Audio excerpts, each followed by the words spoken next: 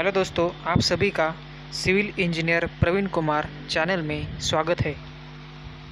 आज हम देखने वाले हैं कि समृद्धि महाराष्ट्र का जो समृद्धि महामार्ग है, सबसे बड़ा कंस्ट्रक्शन अभी चालू है।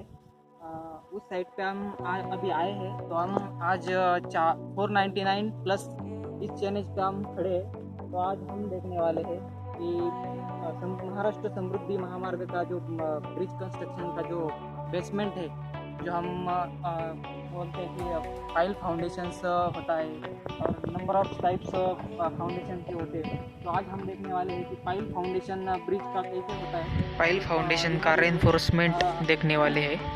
ये साइड पे अभी इसमें यूज किया है कि 25 mm प्लस 32 mm।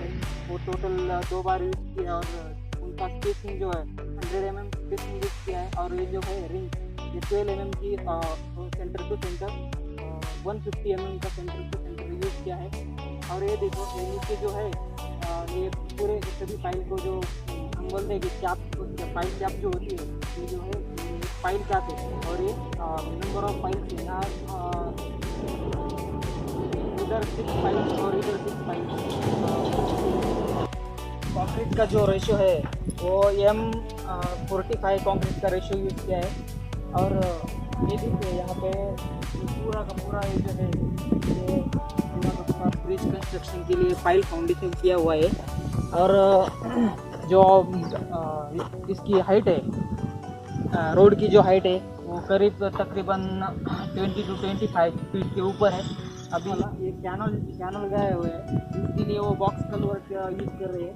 अभी वहाँ देखिए एक छोटा सा रास्ता जा रहा है, तो रास्ते के लिए वो हमें छोटा ब्रिज बनाने की ज़रूरत होती है। तो यहाँ पे जो किया है उन्होंने, वो दोनों के लिए भी एक ब्रिज कंस्ट्रक्शन चालू किया है। अभी यहाँ सॉइल जो है, सॉइल बहुत डीप है, इसलिए इन्होंने पाइल फाउंडेशन यूज किया है। अभी ये जो है, ये सभी पाइल्स है और इसके सभी कैप है। यहाँ इस साइड पे M45 के ऊपर ही कंक्रीट का ग्रेड यूज किया जाता है।